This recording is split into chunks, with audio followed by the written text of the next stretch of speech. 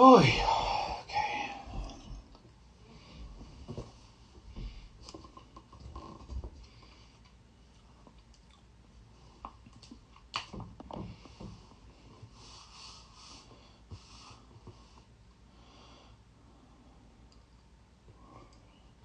Oh, there he is. Okay.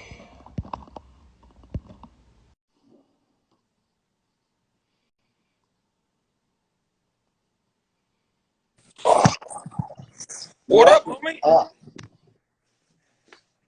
So we got it figured out. Surprise face. So what up, Matty? So let's see. We got 19 people in climbing. Cool. So we got some people on tonight. Um, so everybody, basis for this. A couple people asked me to do a video, kind of talking through zeros and ballistic apps and kind of the importance of zeros and then some ballistic stuff. The gist of this is going to be um, more focused towards red dots, LPVOs, kind of carbine use. And so with that, I went, hey, you guys get to hear me run my suck all the time. And so I like to bring other people along with different views. And so I asked Matty Nelson from Seekins to join me in this. If you guys are joining me for the first time, you guys are new to my page. I'm Joe Dawson. I'm half of the Bruiser Industries Dynamically Tactical Duo. And I did 14 years in the SEAL teams, medically retired in 2018. My last 3 years were spent running the SEAL sniper course. Matty works for Seekins, and I'll let him kind of give his background. Always good to see you, Joe. Thanks for having me, man. I'm super excited. So I was a Green Beret for 10 years. I was a sniper for most of it. And as any of you guys know that are prior service, and Joe can tell you, like, if you want to be any good at that, then you got to do it outside of work as well, because that's where you really kind of perfect it and get your hands on a little bit more experience and stuff. Hey, yeah, yeah. Sorry, I got animals all over the place. I got doing farm chores here, but so I did a couple years in the SIF there, like 2.5 years in the SIF towards the end as a dedicated sniper for those guys, and just got to have a really good time over the 10 years that I was in. And anyway, it was pretty good. So that's what I did. And now I work for Seekins Precision, and I teach at a Hat Creek training facility out here with Brian Morgan, doing a lot of high angle, long distance training for tier 1 and tier 2 units year round. So that's what I do now. There we go. So intro's out of the way. I kind of wanted to do this, and Matty and I talked about this earlier. It seems to be, a lot.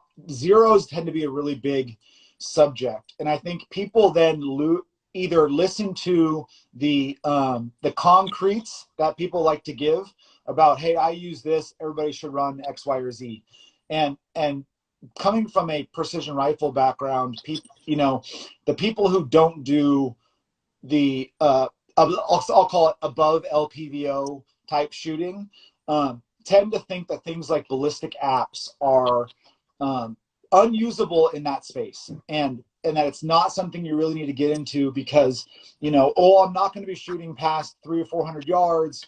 I hit everything I aim at anyways, and so why get one? And in today's world of smartphones, things like ballistic apps are so cheap and available to us that you don't have to spend a lot of money. I mean, even if you want to get a really good one, one that gives you a lot of information, a lot of options, you're talking, less than dinner out with your chick.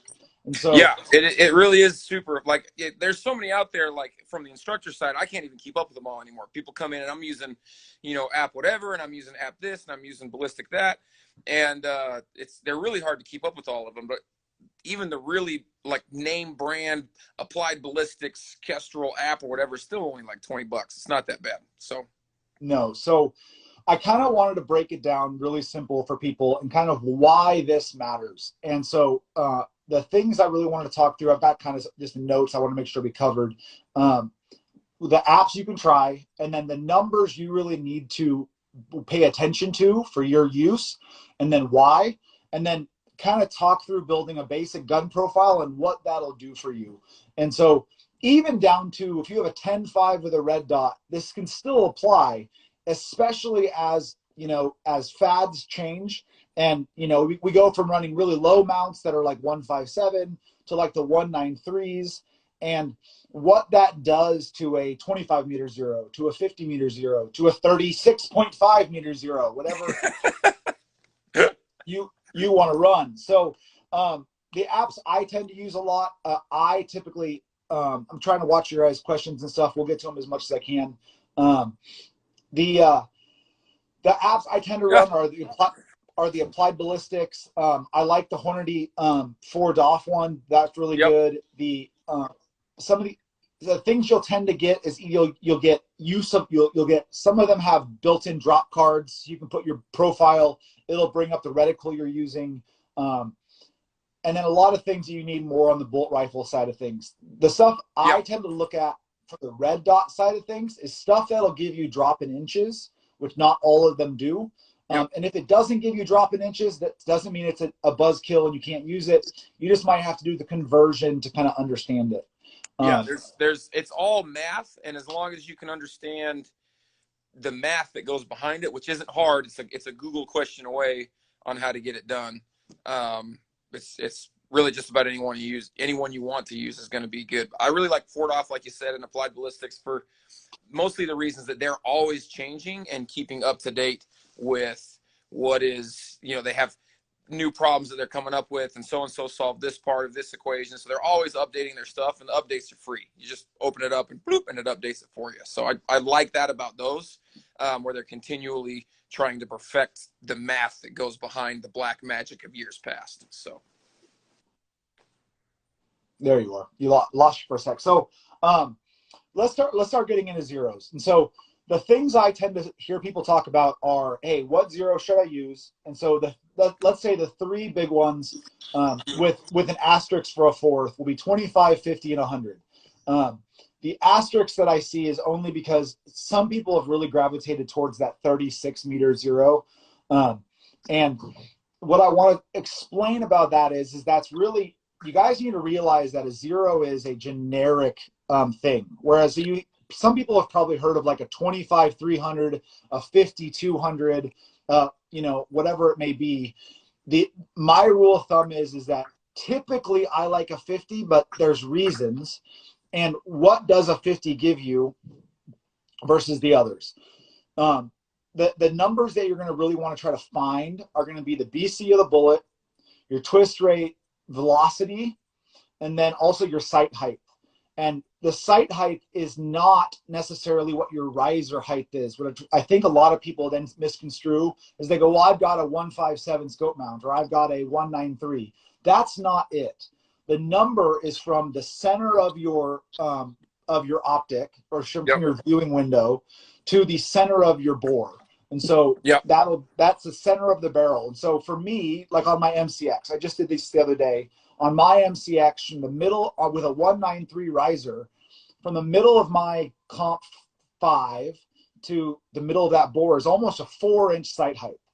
And so I've got 4 inches from the middle of that bore to the middle of that comp 5.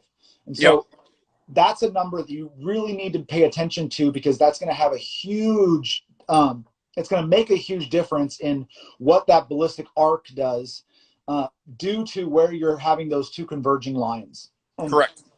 So let's talk through. I have a fucking whiteboard. So we're talking about when you're building these things, what you guys need to realize is that you've got the barrel, and the barrel basically is, and you have your optic, whatever it may be, red dot, whatever, right?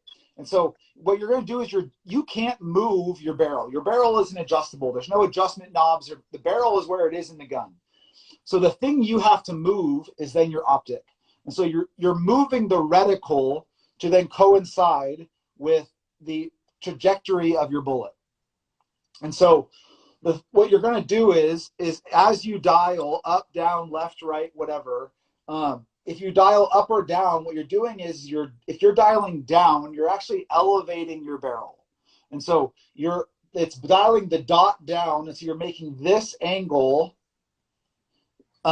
closer or farther. And so with a 25-meter zero, let's say this is really close, and then you do a 50-meter zeros out here and a 100-meter zero out here. So what you're doing is this line is fixed. It's not straight, but it's fixed. It's about as straight as I am. So it's the new Navy. Don't judge me. And so this angle between here and there, here and there, and here and there becomes more extreme the closer you bring that zero in. And the higher this distance is, due to riser, scope rings, scope base, whatever, that also increases how extreme that angle is. And so what that does is then it alters your bullet path. And so on a 25-meter zero, the path may go over, and that 50-meter you might go over less, and then 100-meter you might get to that line and start dropping off, which is typically how it works. Yep. Just so we cover the basics too, because I know we talked a little bit about keeping it basic for people. Everybody's heard like, oh, there's bullet rise and you're going to be higher at 150, and like it doesn't have boosters on it. It's not fucking Star Trek. It doesn't have something else going on. All you're doing is elevating your barrel based off of what your scope is looking at, just like you drew. So that arc of the bullet is just the angle that you put on it to defeat gravity for whatever distance you intend to shoot. That's all it is. It's the same for low power optics, red dots, the whole smash. I always compare it to throwing a football. That's the best analogy I can think of, is throwing a football. If I point my finger at something and I go, I'm going to throw at that rock, I'm staring at a fucking bunch of rocks, and I throw that ball perfectly parallel with my finger, that ball is going to instantly start to drop. So I'm not going to fucking make it. But if I point that and then I arc that football over my hand, I might hit that rock. If I arc that football even more, I might throw it over that rock. And so all you're doing is changing the exit angle of that bullet to then, and what you're doing, your zero, is where those two lines converge. Correct. And then that arc then continues. And so you guys need to realize why this is important. Because like Matty said, bullets don't grow wings. They don't leave the barrel and start levitating. They start to fall the moment they leave a barrel. And then based on the BC of the bullet, which I'm not going to go, we can spend a whole hour talking about BC, or the velocity at which it leaves, then it makes that arc different. So the down and dirty for BC, what's BC? BC is a mathematical constant given by the shape and size and weight of a bullet against a known mathematical equation. So I always use the analogy, okay, you have two vehicles. You have a Ferrari and a Chevy Silverado. They weigh the same amount, they have the same motor, they go the same speed, and they have the same tires on them, and you give them the same amount of power. It's going to be easier for that Ferrari to go down the road and maintain speed than it will for that Chevy Silverado, due to the aerodynamics of those two vehicles. So a bullet is the exact same way. A 9mm 115 or a flat nose 30-30 is not given the same weight, is at the same speed, is not going to fly as efficiently as a 77 grain or a 110 A tip, whatever it may be. And so that's basically what BC is. And there's two BCs that we typically use. There's G1 and G7. There's actually way more than that, but those are the two. There's a million of them, but those are the two that are the most constant. When you go through whatever app you're using, they're going to ask you what the BC of your bullet is, and the options will be G1 or G7. That's usually what it is. And so the other things people need to realize is they go, well, BC, how do I know that? Well, on a lot of boxes of ammo will have it, one.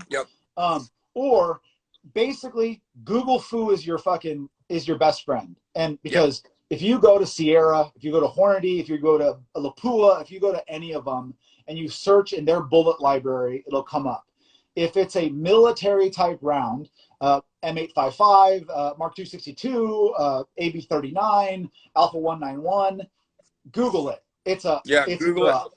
With Ford off and with Applied Ballistics, I know that you can plug those in, and it's a custom drag model. They'll actually say custom. So you have G1, G7, G whatever, and then you'll have custom for a lot of those military rounds. It'll have it for the 77. It'll have it for the 118 LR, the 173, 175, 308 stuff. They have it now for the 6.5 that's coming down the pipe for the soft units. So they have custom curves that have a little bit more math put in behind them that you can plug in to give you better solutions for those farther distances that you're shooting with those particular rounds. And basically what it means by custom is that basically the BC of a bullet is not the same at all velocities.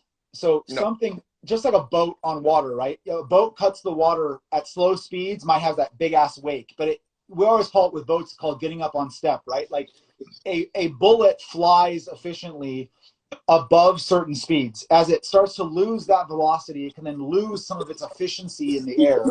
And so over from when it leaves the barrel until whenever it hits metal, meat, or dirt, you're going to, over the course of that flight, you're going to start losing velocity. And so bullets then at extreme distances can lose. And that's getting a little bit outside of red dot worries or LPVOs, but for sure, just why you need to understand that a BC is not a constant over the entire the ballistic arc of the bullet, or the flight of the bullet.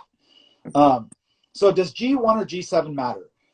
If given the opportunity, you always want to run a G7. And if there's a custom, you want to run that, especially in things like Applied Ballistics or Hornady or whatever, because they've done the math, they've flown them over Doppler, and they're just going to give you a way more consistent equation of what that bullet's doing over its time of flight. And the reason for that is that the G1 constant, the shape of the bullet that it's comparing itself to, looks a lot like a 115 out of a 9mm. And so you basically have this flat-assed, super rounded bullet, and that's what you're comparing it to. Whereas a G7 will be something that looks a lot more like what you think of as like a modern precision rifle type bullet. It's got a bearing surface, it's got all ogive and all that stuff in a more traditional precision type bullet. And so that's why G1s tend to be higher. It's because you're comparing a precision rifle, or even 55 grain still flies more efficiently than a 9mm round nose full metal jacket. Yep. But if you compare it to a G7, you're comparing like for like, and so the number tends to be lower.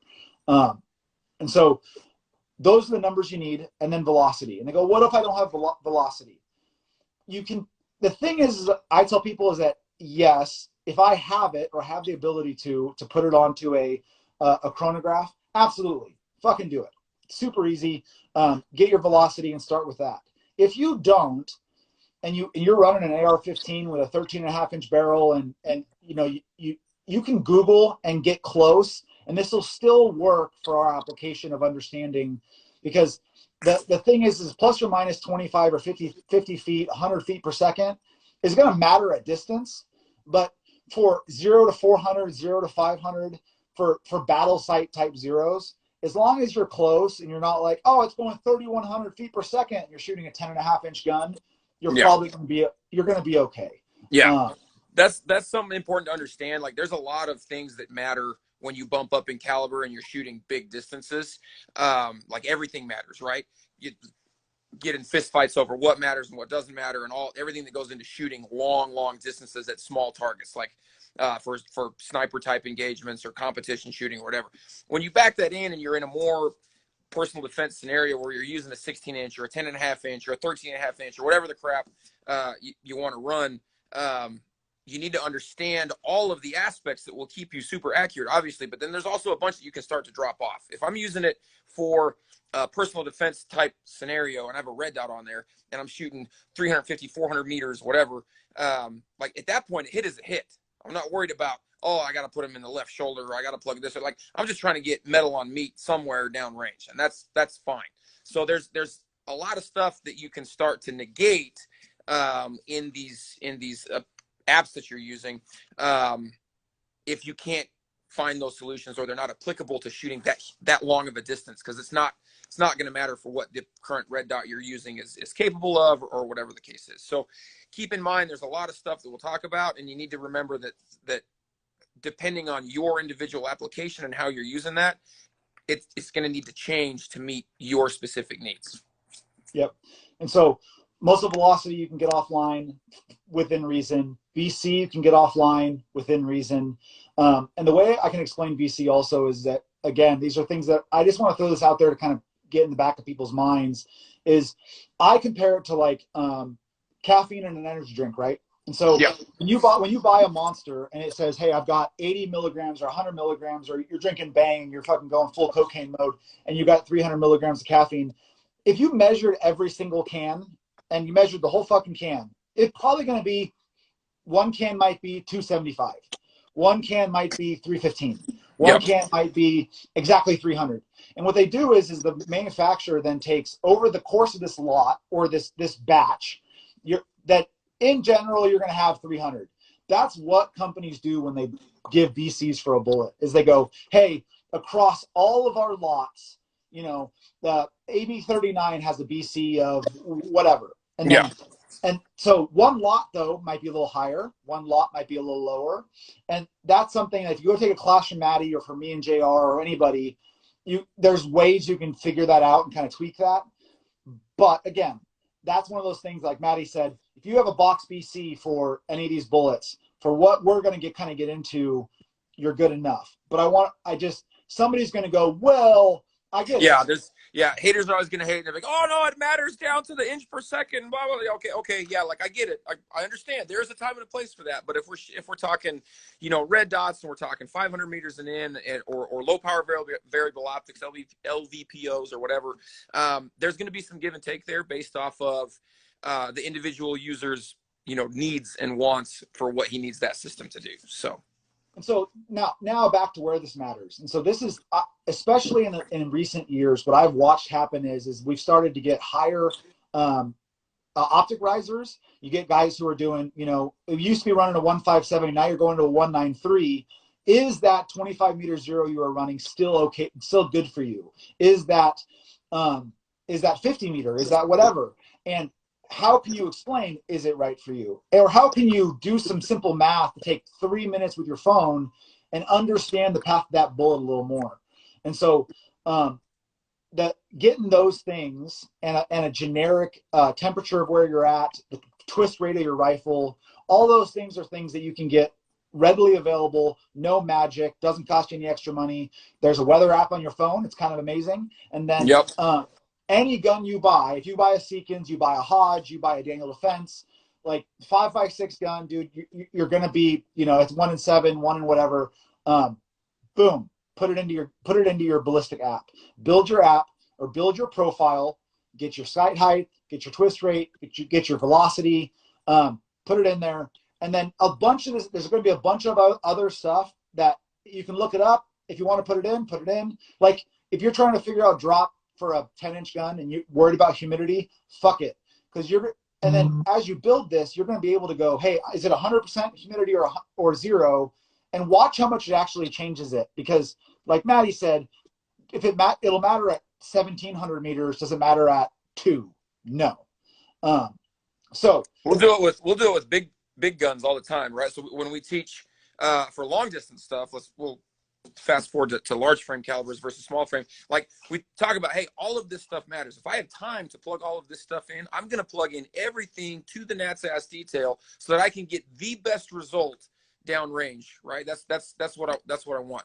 But how much of that can I sacrifice if that guy is not 1,500 meters away, but he's 8? What can I lose now? Or what if he's 4? Or what if he's 2? Like what can I lose out of all of that stuff to be able to make an engagement a little bit faster, but still be accurate? And having a knowledge of everything that you put in there. What is my altitude? What is the temperature today? What is relative humidity? What is, all of the stuff that it's asking for. If you have an understanding of why you need those, then you can also understand, hey, these are the ones that I can lose based off of distance to the target, situation I find myself in, et cetera, et cetera, et cetera.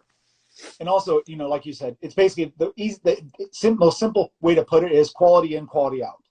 Yes. The more input you put into it, vague information in, you're going to get vague information out. If you put in, hey, I have this velocity off the side of the box, I have this BC because I Google it, I didn't put a temperature in because I don't care, and I'm going to go ahead and I'm going to try and shoot this gun.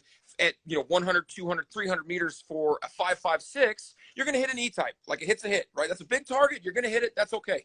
If you're going to try and push that out to 700 meters and shoot a 66% IPSC, you're going to have a little bit more trouble, because you're not putting in good information. So it's not giving you a good answer. It's giving you hey, you're going to be in the ballpark plus or minus a little bit with this answer, versus, hey, if you do this, this is what you're going to hit with. And so it just is, going back to the red dots, is that understanding, if you're changing gear, what effect does that have on your ballistic arc? And so if you had a 25 meter zero and now you had a 157 mount, so your sight height was 3 inches, and now you went to a 195, 197 mount, 193, and now you gained a half an inch. You can change that in these programs and look what that does. So you can put 25 meter zero. And now why I like inches is because for red dots, that's what I can speak. You don't have a mil reticle. You don't have anything for information. You have a dot. And so, yeah. But on a man-sized target, that's why all of these target sizes are something we know, right? Like, we can know a full-size IPSC 40 inches. We can know a CNS plate is 10 by 20. We can know a head is typically, 10 by 10, whatever. Yep. These are known sizes. And so if I want to make a head shot at 300 yards, or then I can go, hey, average sight head is 10 inches, and I can look at what that drop is doing.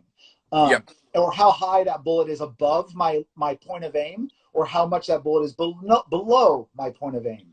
And so on a 25 meter zero with a 5.56 gun, I'm going to throw out some numbers. I'm pretty close. I don't have them written down. But on a 25 meter zero with a 2750 muzzle velocity, shooting a 55, some of you guys are going to be like, you're saying a lot of numbers. Bear with me. That on a typical mount or a typical zero for 25, people go, well, it's 25, but at 150, you might be 8 or 9 inches high. And so, will that matter if you're aiming center chest? 8 or 9 inches, I'm going to shoot him in the neck. Okay, that's acceptable.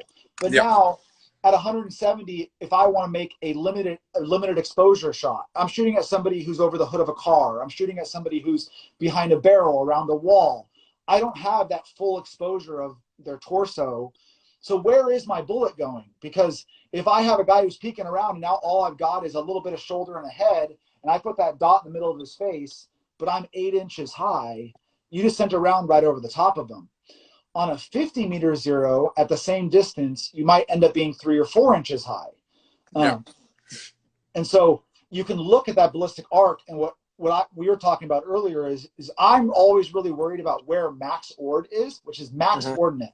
What max ordinate is it's the highest point of that trajectory over your point of aim. And so if I put a dot on somebody's chest and I'm watching the path of the bullet in inches above that point, you'll go, hey, if I have a 50 meter zero on at 25 meters, I might be 2 inches low.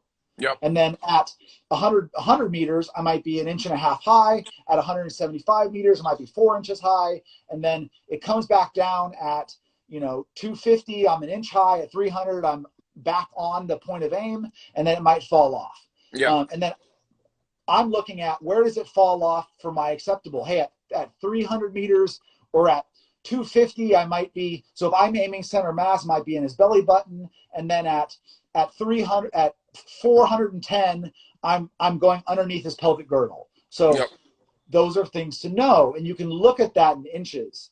And then with 100 meter zero, guys go, well, I'm not going to zero a red dot at 100. I'm like, well, it depends on your use. Because the higher you get that optic up, you really got to look at it. If I do a 193 mount on a gun that has a scar, the barrel is significantly lower in the gun than on AR-15, that's a little higher. And so now if you put a 193 with an aim point on a SCAR 16 and you measure what your sight height is, you might have a 4.5 or 5 inch high sight height. You put that into your ballistic app, and now at 200 meters, you're 11 inches high or you're 12 inches high. It's up to you to understand that. And if that's acceptable and you know that, you're not wrong. But you're dealing with known data, right? Most boring thing in the world is go out and shoot paper. But if you can go out and shoot, all right, I want to have a 25 meter zero, right? And then you get, the farthest I'm going to shoot based off of whatever is 500 meters. Awesome. We'll go up, set up a target, all the way out to 500 meters and shoot it with that red dot and see where you're at. See where you hit. It's the more like it's not a super, man. You got to do it a couple times so you can get a repeatable sort of data. Hey, I'm about this low at 300. I'm about this high at whatever. So it's just about understanding what the flight of that bullet is doing. And it's all math. It's not black magic anymore. Like it's all mathematically based off of the stuff we were talking about earlier, what you put in. And you'll hear a lot of numbers over and over again, like, hey, I want a 25 meter zero. And that just gives you a point of aim, point of impact at 25, but that bullet's still on the rise. And then that gives you another point of aim, point of impact at 300. So everything in between your high and everything inside or outside of 25 and 300, you're low, which always blows people's mind when you say, hey, inside of 25, your point of impact is going to be low. And they don't understand that. But like draw it out on a piece of paper, 25, 300. If I'm inside 25, I'm going to be low. I have to hold higher. Just like if I'm outside 300, I'm going to be low and I have to hold higher. But on the middle of that, I need to understand what my max ord is so that if I have a low profile shot on an animal or for whatever you happen to be doing, then you need to understand, hey, if I'm just using a red dot and I'm not dialing optics, I'm not doing any of this crazy stuff, what is my bullet doing so that I can still put that round on the target accurately? Am I 3 inches high? Am I 8 inches high? Am I 11 inches high at 150, which is halfway between obviously 0 and 300? Like what does my max ord look like at these different distances so that you can make, at worst case, an educated guess. Hey, I think it's 132 meters. I don't know exactly what it is, but I know at 150, I'm 9 inches high. Right. So I'm gonna do some swag math and come up with something that's gonna get me a hit. It's just 2 zeros. Like every time you zero a gun, you have 2 zeros, right? You got 25 and 300, and the other one you hear all the time is 50 and 200, which is just where that bullet crosses both times. That's it. That's where it crosses your point of aim, point of impact on its way up to max sword, and then on its way back down to its terminal end. So those are zeros that you always hear. Michael is asking, guys, if you guys caught us late or jumped in late, I'm going to be posting this to my page so you guys can watch the whole thing and get any information you want.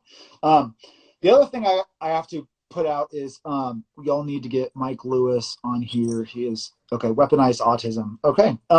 The other thing you got to understand is that those paths are for one bullet at one velocity out of one gun. So like the 25-300, the 50-200, those are rules are based out of M16A2. You know what I mean? Like yes, yeah.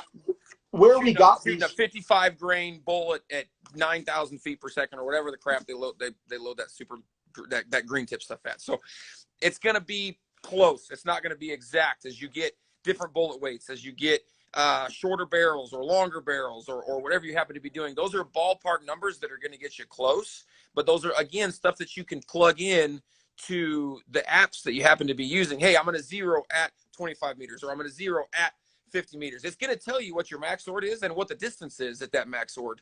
And then it's going to tell you where it's going to cross that line of sight again. So you can go through and thumb through on these apps and figure out, okay, this is what I'm looking at. This is how high it is in inches at this distance. So this is what I need to swag with my red dot to get a hit on that target. So the information is all out there. It's just sitting down on the couch with the monster, with the beer, whatever you're going to do, and just, finger diddling the crap out of whatever app you're using and figuring out, okay, this is what I need to put in. This is where it's at. This is where I find this. This is where I find that. And then going in and changing all of your other stuff to see what matters. Hey, if I put in 0 as my latitude or I put in 48 as my latitude, what does that do to what my ballistic curve looks like? Does that change it? Does it move it? Does it matter for the distances I'm shooting? Yes or no, so that you can understand, again, tons and tons of information. All of it matters depending on your application. If your application is 0 to 300, then you can eliminate a lot of that stuff to get easy hits on target. But you're still going to have, hey, where's my bullet at? Where's my 0 at? What's the max sword? All of that stuff is still going to come into effect. And so somebody's asked what zeros I like. And so that's kind of the point of this whole thing is that the thing of this is that it's gun specific. It's optic riser and setup specific. And so what we're trying to say is that this is not something that if you ask me and Matty, right? Matty's running a Seekins 10.5 inch with a 157 mount, and I'm running a Scar 16 or my MCX. My MCX is a little higher the rail height. So, and I'm running a MCX with a riser on it. him and I, they could be the same length barrel, and we could shoot in the same ammo, might want a different zero depending on our use, or just a Correct. different zero distance. Yeah. And so I was talking to Nick over at Velox Group about this because he was asking me what zero I was going to use. And I said, I was plugging the math in, and I think for my MCX, I'm going to do a 100-meter zero. And guys are like, you're going to zero a red dot at 100? And I'm like, and this is where some guys get me. And Matty, we go overseas, and I'm a little all over the place, but bear with me. We go overseas, and we're on a fob or a VSP or a little small site. We have 25 meters to play with. Can I do a 50-meter zero? And that's what these apps can give you the opportunity to do. Is I can go just like inches above and below, like Matty said. I can look at how far underneath I'm going to be on a 50-meter zero at 25. And so if I want a 100-meter zero, it might say that I need to be 2.3 inches low at 25 meters. And so what you do is you put up your zero target, you take a ruler out and measure 2.3 inches, and you put another dot. You can put a little orange 1-inch pasty. Yeah. Anything underneath it. What you're going to do is you're going to hold the same spot at 25. You're going to put that dot right there in the middle of the target. What you're going to do though is you're going to adjust your impacts to where they're 2.4 inches underneath your point of aim. And now you've got on your gun, given the information that you gave it, as close as you can to a 50-meter zero. Yep. And you can do that with 100. You can do that with whatever. Any distance. Yeah. You got those weirdos that are like, hey, I'm 62.7 yards. Okay, cool, man. Like, you can do that. And so the other thing is, like, can I zero a LPVO? Yeah. Like, if you only have 25 meters, then you can still do the math and figure out where your impacts need to be. It's just math. That's all it is. So you keep your same point of aim like you were talking about, and then you put another new target where your intended rounds need to be measured in inches to the best that you can do, and then that's what you're just adjusting to where that new target is. That's where your rounds need to be impacting for that distance of zero that you intend to get, whether it's 100 or 50 or whatever. Yep. And so I think that's something that a lot of guys go, well, I have 25, so all I have is 25-meter range. That doesn't mean you can't get a 50 or 100-meter zero. Yep, you can still do it. It's now, if I can get 50, like we had our L cans or something. Like if we only had 25, we were going to do it there. But once we got access to 100, I was going to go verify and fine tune. Yep. Like, because the closer you get, those groups are going to look really small, and you're going to be like, no, I'm fucking Nat's ass. Then you shoot at 100 and you're off, and you're like, well, why? It's because how a tenth or 2/10 or a quarter of an inch is not going to at 100, or a half an inch at 100 is not going to show up when you're shooting at 25. No, because, you can't extrapolate those hits backwards. You have to go shoot it, and like, you can trust what you have, but you also need to verify for sure. Yep. Make sure that is actually what's happening downrange, because the bullet's going to tell you. You can't lie or vote, so it's going to tell you exactly what's going on. So, and then the other thing I really wanted to get into was, so that's red dots. And now let's start talking about LPVOs. So with LPVOs, people go, there's two types of LPVOs typically. And now it's nice that companies can etch finer reticles, and they're putting better reticles in these first focal plane type LPVOs, like the Night Force 1-8. Yeah, the Night really Force. nice. The ATAC R 1-8 is awesome. You can get it with a T3 reticle in it. You can get it with a bunch of different ones. Vortex has the 1-10 HD, the Razor HD one, which is awesome. I have one of those as well. And you can get that with all kinds of different stuff with BDC. You can get it with MOA. You can get it with their EBRC7, whatever their version of the 59 is. Whatever you want, you can get it put in there. So, but then they have BDCs. And so what a BDC is a ballistic drop compensation reticle. And so what that is supposedly it's that you don't have to think about it. And the first line, if you zero them at 100, the first line's 200, the next line's 300, et cetera, et cetera. Yeah. But just like we were talking about the 25 to 200 or 300, the 50, 100, is that is at one elevation with one bullet out of one gun shooting one velocity. Correct. And so people go, so if you take a 5.56 ACOG and you put it on a 308 SCAR, those lines do not match up. No. And so what people go, well, is it useless? And I go, no, because what you can do is you can go onto any of those scope manufacturers or optic manufacturers websites, and you can get what those lines are in mil or MOA. And Yep. so then you can start to assign values. And so Yeah. maybe They're it, not maybe gonna. it's Yeah. They're not gonna be. Maybe even close to what they were if you're jumping calibers around. I compare it to like the parallax knob. Everybody yeah, puts yardages on the parallax knob. Well, that's awesome unless you mess with the diopter. Now they don't mean anything at all, yeah, right? My 100 on my parallax is not 100 anymore because I moved my diopter. It might be 107 or it might be whatever, but I can start to flash just out of use. Hey, my 250 is actually 375. So if I had a target at 350, I'm just going to quick and roll. Like I've assigned a different number mentally to what those numbers are on the side of my parallax. You can do the same with your markings in your BDC. Hey, with yeah. this caliber, this is what happens just out of my using it and having shot it. I know that the first line is going to be 73 yards. I know the second line is going to be 127. I know the third line is or whatever, right? Those are distances that you can assign based off of either going and finding out from the manufacturer, because they're going to have different numbers for different ballistics. They're not dumb. They're going to have that information for you, or going out and shooting it yourself and verifying like, hey, here it is. My second line down is not 200 yards. It's actually 250 to get a decent hit on a smaller size target. And the other thing that they offer now is if you have a reticle that has all the information, right? T3, whatever, Yeah. all these Christmas tree type reticles, which I do prefer as well as Matty. Yes. If you don't though, and you have a BDC, they also give you the yardage lines in a BDC also have a width, and they have a known width. And so what you can do is you can then start to assign those values in miles an hour as well.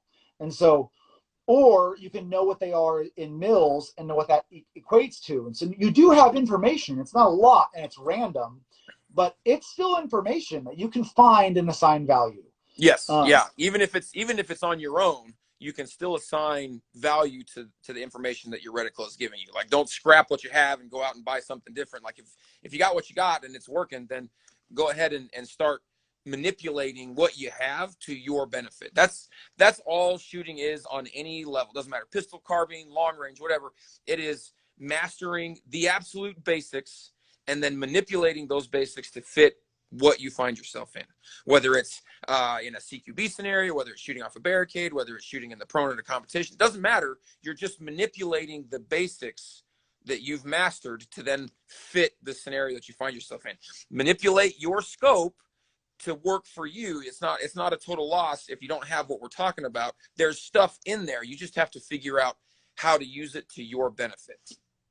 Yeah, I mean, Matty and I were talking. I ran a class, so I did a class for a law enforcement agency in Southern California, and they had 14.5-inch ARs with Night Force NXS 1-4s, and they had the BDC reticle in them, and they were like, we just want to see how far we can shoot these.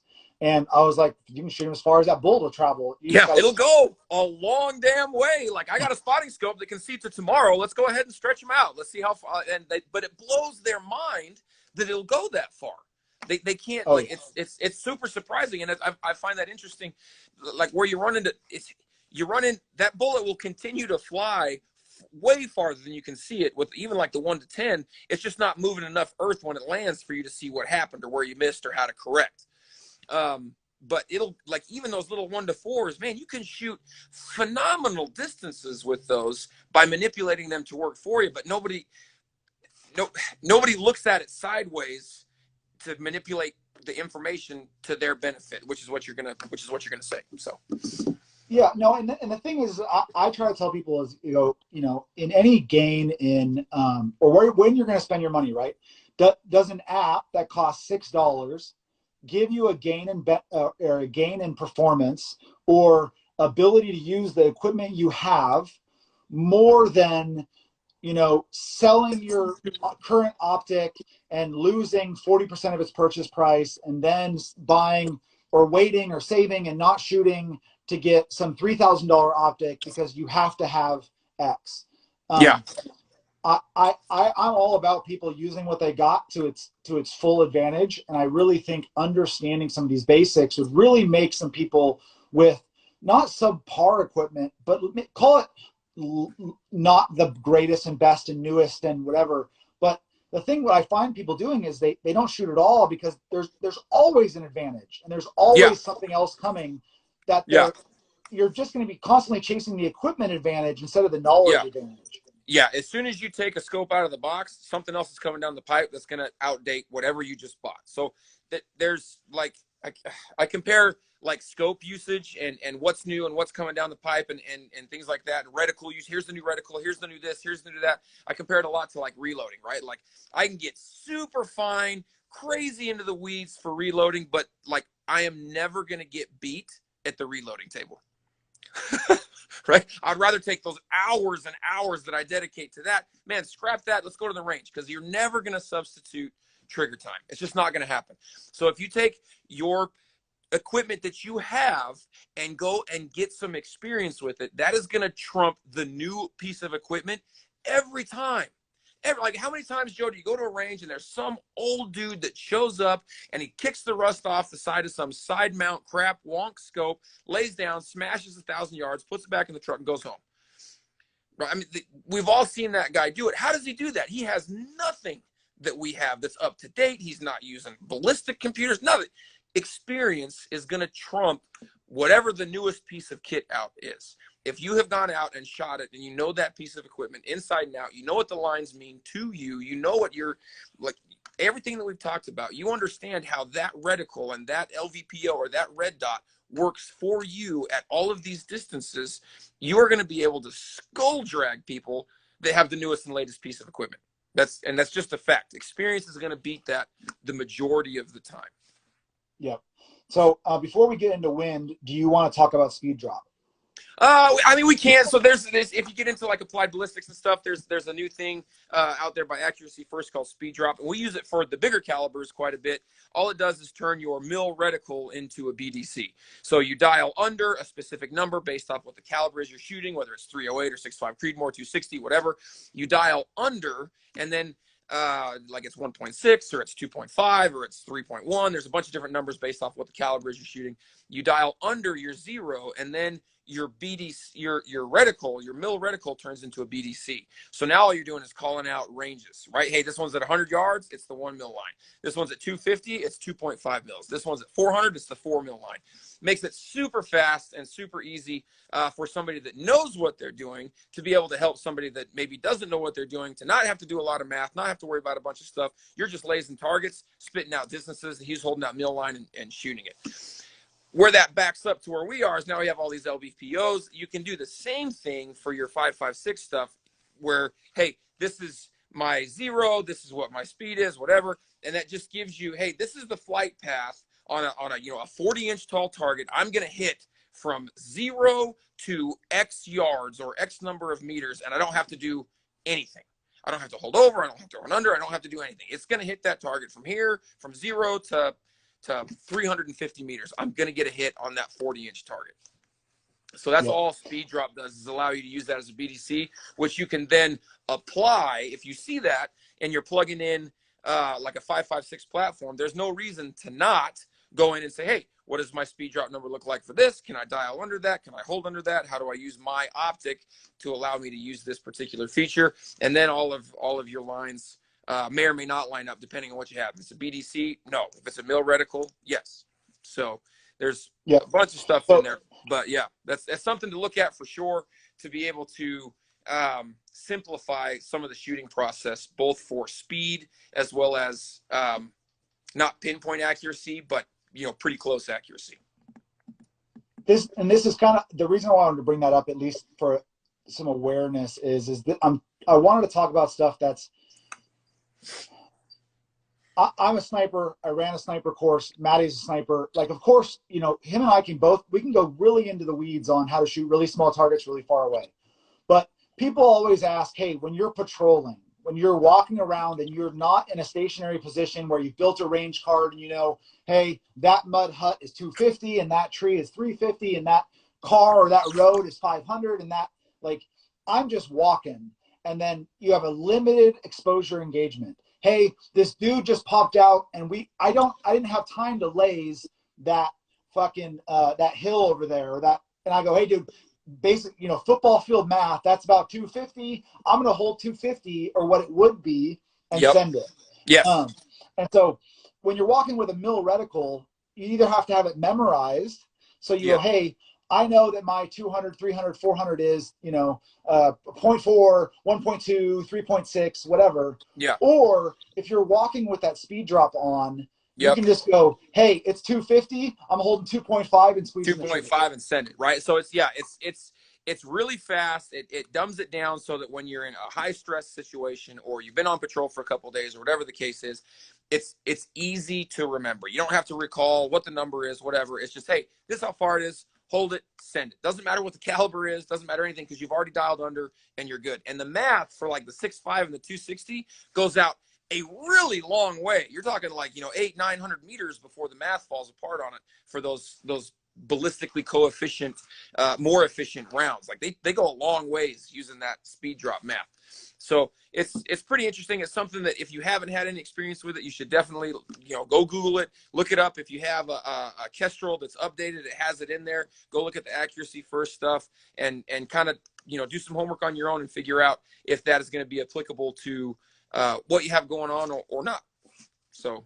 And then the other thing I wanted to cover, at least very minor, before we'll take some questions and not keep everybody too long. I want to make this kind of fast into just cover some basics. Is wind. The reason people are gonna the reason you're gonna miss 90% of the time is gonna be you have the wrong distance, the wrong thing dialing your scope, or your wind call. Yep. And so you think it's 200. The terrain, is playing tricks with your eyes. It's actually 350. You shoot 200. You're fucking way underneath it, or Yep. whatever. Yep. Or wind. And now wind is one of those things. I'm not going to get into cosines or any of these other things, but people go, well, I need to have a ballistic kestrel. No, you don't. And actually, people who really start getting into wind, the best thing I can tell you is go find a secondhand kestrel. They're not very expensive without the ballistic app in them. And what it does is you can start to, what I like to call it is you true your wind calling, which is, Yeah. if I go, you go old school, like lick your fingers and you're like, what does that feel like to me? And you Yes. go, oh, I think that feels like it's 4 gusting 6. You take your kestrel out and you go, oh, okay, that's really 3 gusting 10. And you can, if you do that, you carry that kestrel around in your pocket, you can get where you're really fucking close. Yeah. Because So you I start to tell understand guys, what it feels like. yeah, I tell guys to do this every time we're out, right? Every time we're saying, hey, what does this wind feel like to you? Right? What does it feel like? Take a guess, pull your kestrel out and figure out what it is. And then look at what's going on around you. What is the vegetation around me doing?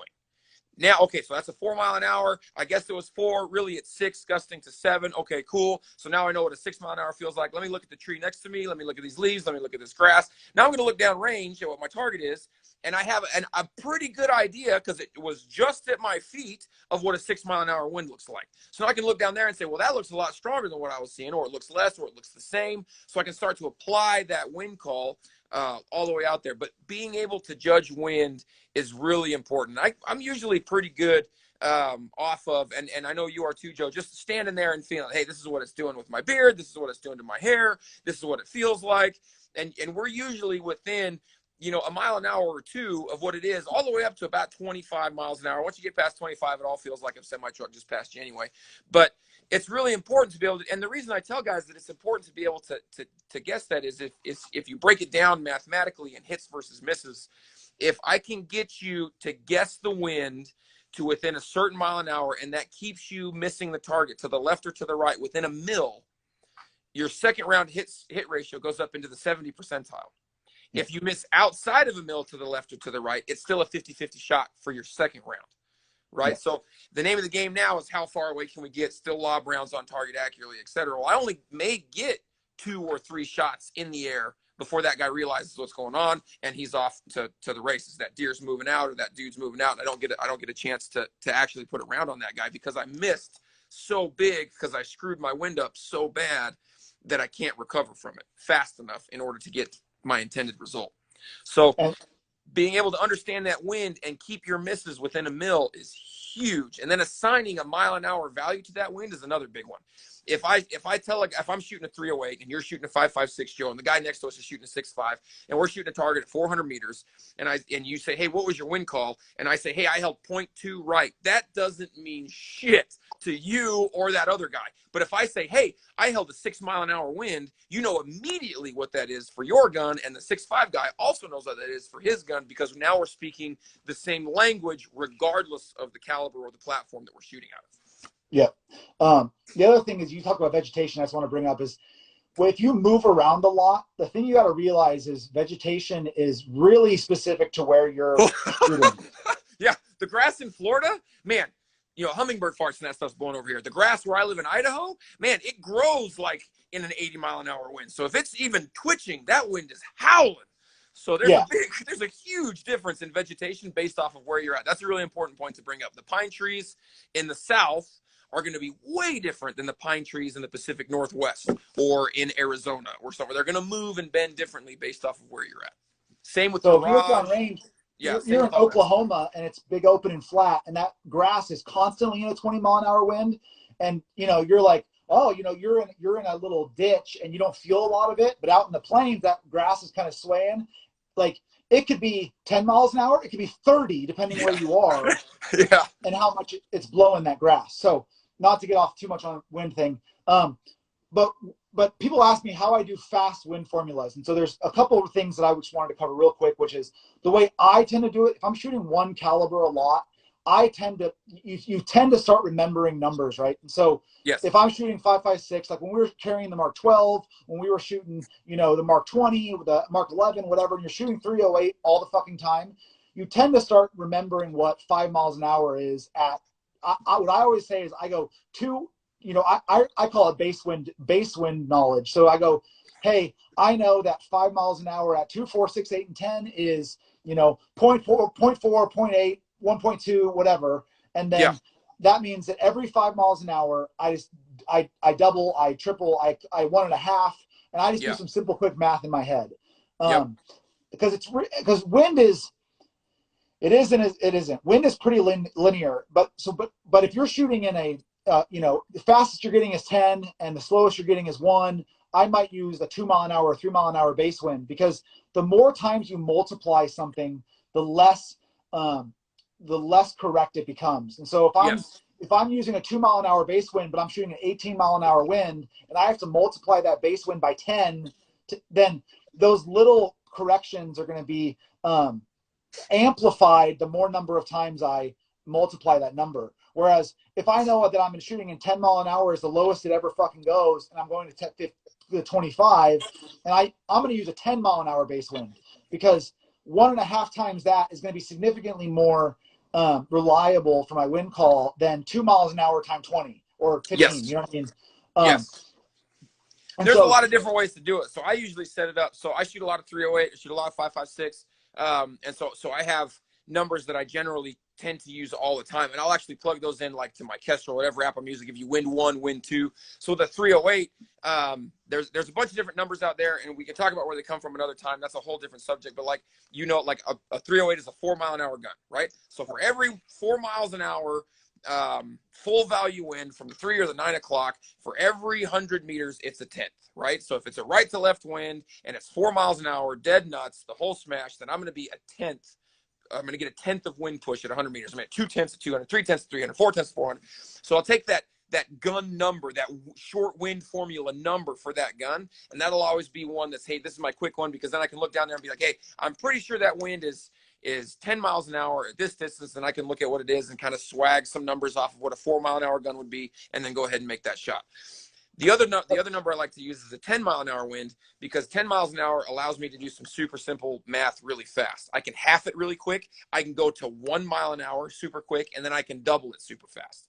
So I like to use 4 and 10 or whatever the gun number happens to be for my low one. And then I like to use 10 because it allows me to do a bunch of quick math. But again, if the lowest I'm shooting is 10, then I'm not even going to worry about 4 miles an hour. I'm going to use that 10 and then go up to whatever the max wind that I'll be shooting is, gusting to 35 or whatever. So you actually covered what I was going to cover next, which is it's actually really easy using ballistic apps to get where your gun number is. Yeah, and so super simple. basically what he's talking about is at 100 yards, you basically just up the wind from 3 or 9 o'clock until it gives you that your wind call is a tenth. And Yes. so you just go, hey, it's 1 mile an hour, 2 miles an hour. Nope, didn't move. 3 miles an hour, didn't move. 4 miles an hour, didn't. Okay. Oh, at 5 miles an hour, it's telling me I need to hold a tenth of wind at 100 yards. And so basically what he's saying is that then for every extra 100 yards, it's that many miles an hour is that many tenths of wind.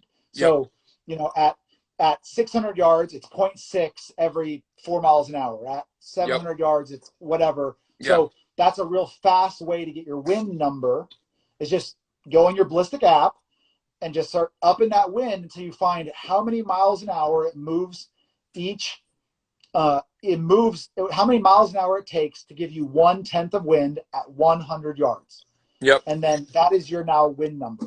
Yeah. And I said like a 308 is a 4 mile an hour gun. That's a really broad number, right? It's a depending on, ammo you're shooting, barrel length, but it may be a little bit more, it may be a little bit less. That needs to be something you go in and find out based off of the information, the good information that you put into your Ballistic app. Not crappy information. Crappy input gives you crappy output. So down to the nat's ass detail of good information, and then you can go through and find out, hey, this is what number my wind gun is.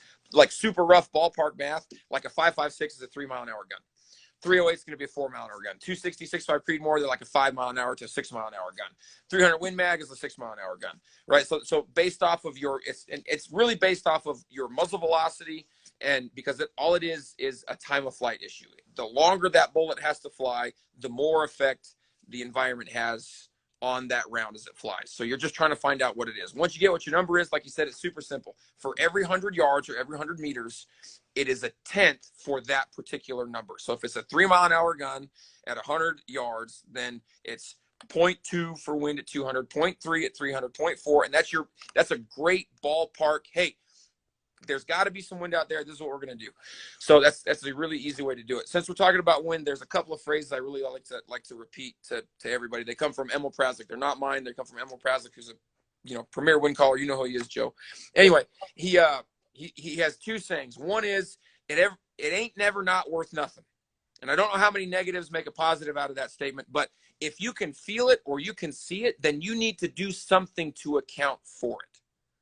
If you see wind at all, then it ain't never not worth nothing. You need to do something to account for it. Even if it's saying, hey, spin drift's going to wash it out at this distance, whatever. You need to have something that you're applying to that wind. And the other one is the bullet never comes out of the barrel and says, fuck it, I'll go upwind. It has never happened a single time. So if you know the wind is coming from right to left, then I am immediately going to shade to the right side or right edge of that target to give myself the most meat possible to get a hit. We can talk about that's a whole other hour conversation. We go into wind for, that's a half a day talking to guys that know what they're doing.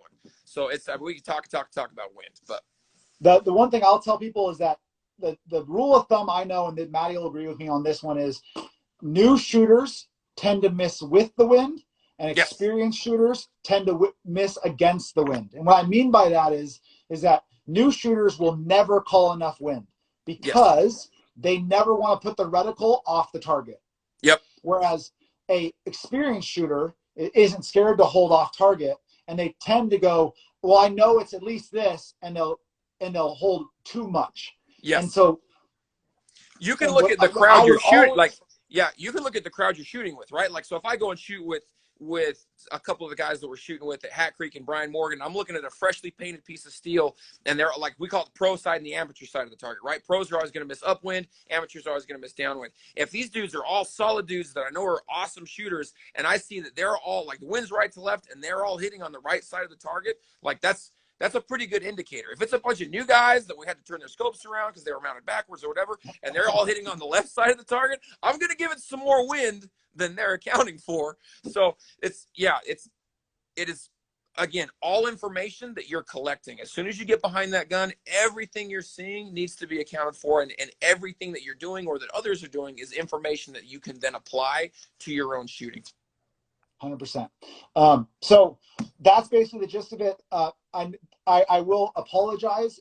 If you guys take a class where me and Matty are teaching at the same spot, you might want to bring a recorder. We both talk really fast.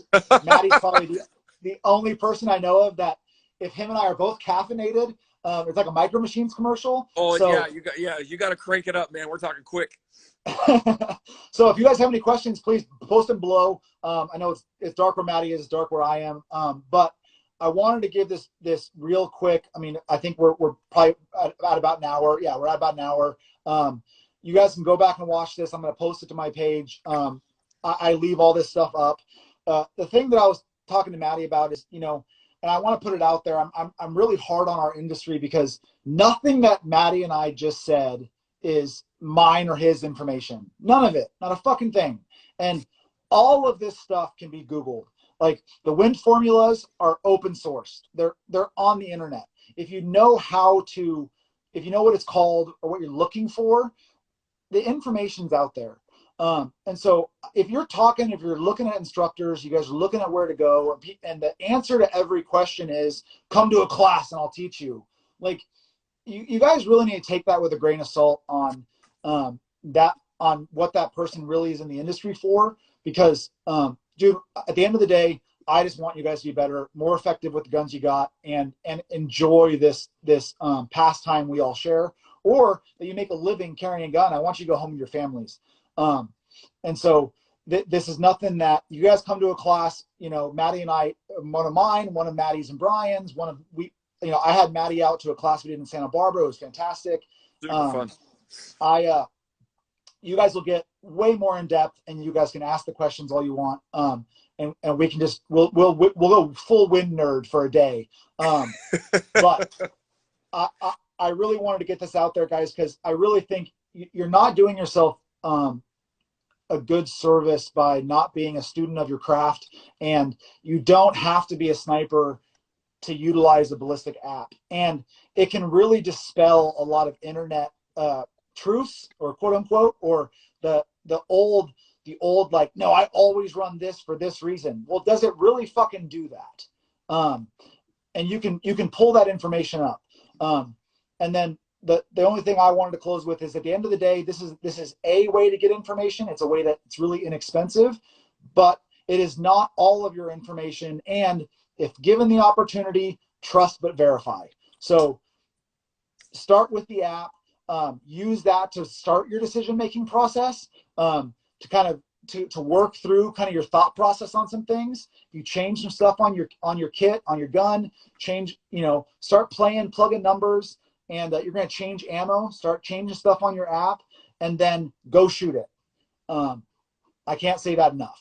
Yeah, there's like we talked about earlier, there's going to be no substitute for trigger time and experience. If you know that, hey, I know this system inside and out, this is what this gun can do, this is what this reticle can do for me, and I've shot it and I've verified it so that I know that this is what's going to happen, man, that's going to be faster and more accurate every time than trying to figure out the latest piece of kit or the latest app, or let me do all this extra steps in order to not.